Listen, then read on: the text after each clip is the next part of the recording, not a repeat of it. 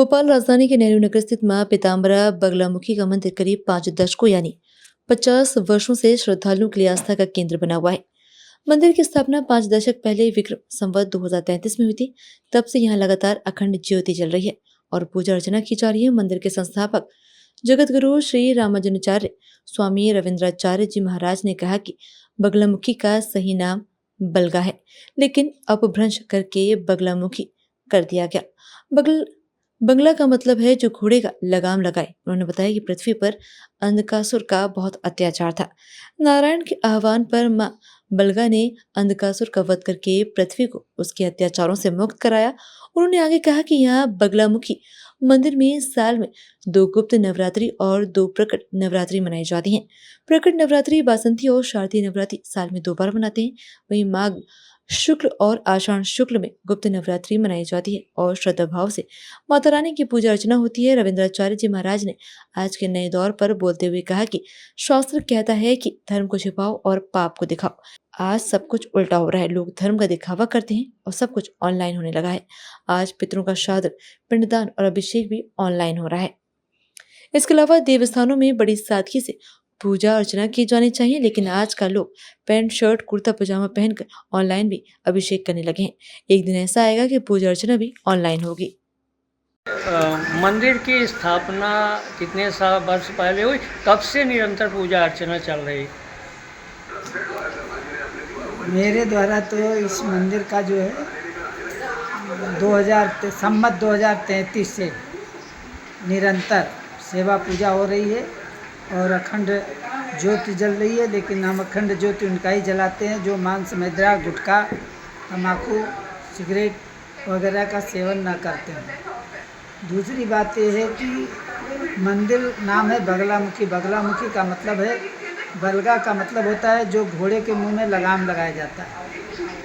तो देवी जी ने जो है कभी अंधकासुर का यहाँ बड़ा अत्याचार था पृथ्वी पे, तो भगवान नारायण ने उनका आवाहन किया। तो बलगा के रूप में नाम है, सही में बलगा है, लोगों ने अपभ्रंश धीरे धीरे अब वो बलगा हो गई, बगला हो गई।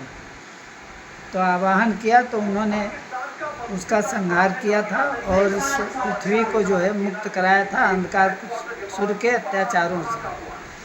यहाँ जो है साल में 2 गुप्त नवरात्र और 2 प्रगट।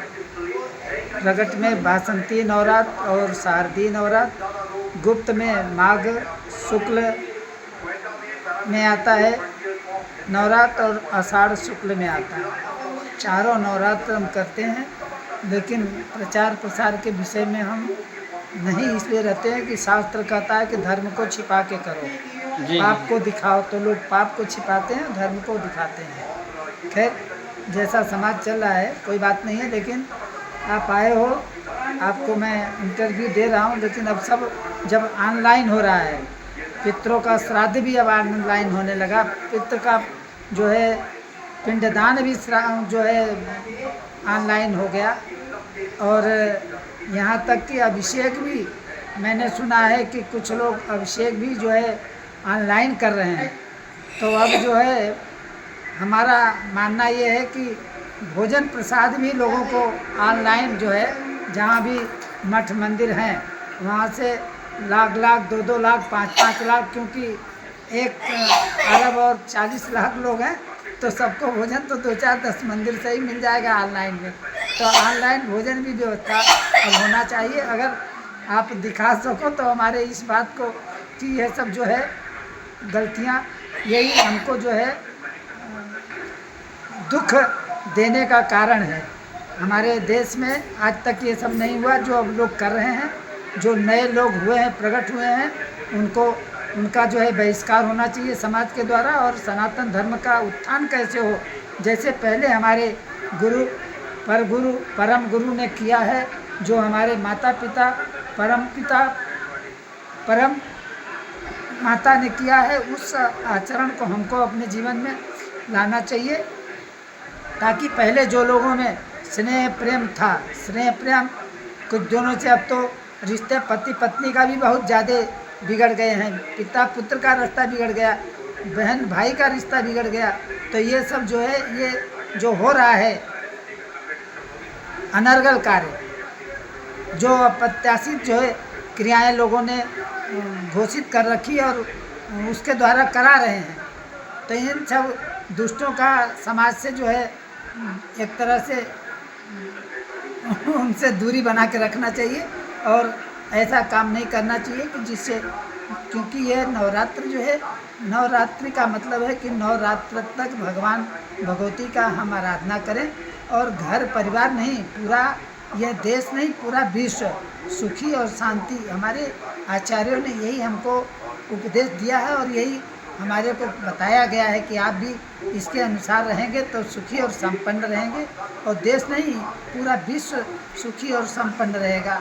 नवरात्र का बड़ा महत्व है और इसको जानने के लिए हमको रोज़ाना थोड़ा बहुत जो है सत्संग करना चाहिए कि आखिर तीर्थ व्रत हमारे क्या हैं और हम कहाँ जा रहे हैं। और हमारे जो देवस्थान है, देवस्थानों में पहले लोग जो है बड़े सादगी से पूजा पाठ करते थे।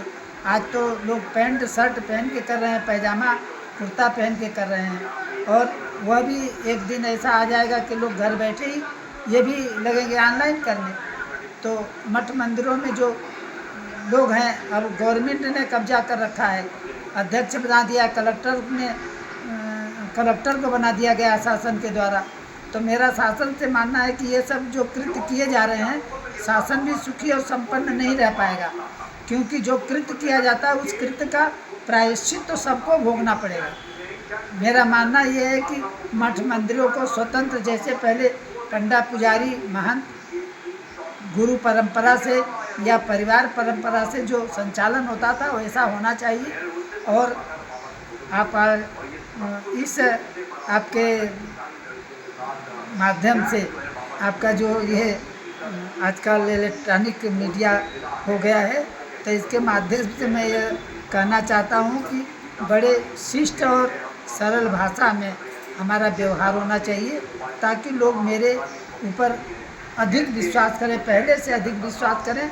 जो बीच में गड़बड़ियाँ पैदा हुई हैं, इनका पतन इसी नवरात्र में देवी जी करेंगी, क्योंकि अब आज अष्टमी है। आज अष्टमी में यहाँ माँ जो है दुर्गा सप्तशती का हवन होगा, कल पूर्णावती होगी और दशहरे के दिन यहाँ पे जो है प्रसाद वितरण होगा। इसी के साथ जो है मैं सबको, पूरे विश्व को ये संकेत दे रहा हूँ कि सब लोग जो है, जो परंपरा पहले से होता आया है, होता रहा है, उस परंपरा का निर्वहन करें। जी, और थोड़ा नाम भी बोल दीजिएगा एक बार। नाम परिचय। जी, अभी जो है पिछले कुंभ में संतों ने हमको जो है एक उपाधि दी है, जगत गुरु श्री रामानुजाचार्य श्री स्वामी रविंद्राचार्य जी महाराज के नाम से हमारा परिचय है। माँ पीताम्बरा बलगा दिव्य जो मंदिर जहाँ आप यहाँ बैठे हैं, इस मंदिर पे हम सेवा करते हैं। कल भी सेवा करते थे, आज भी सेवा कर रहे हैं। और यहाँ हमारा महंत मंदिर का देवी जी की सेवा में जो है ब्रह्मर्षि देवांग दास जी महाराज जो है वो यहाँ के महंत हैं। जी।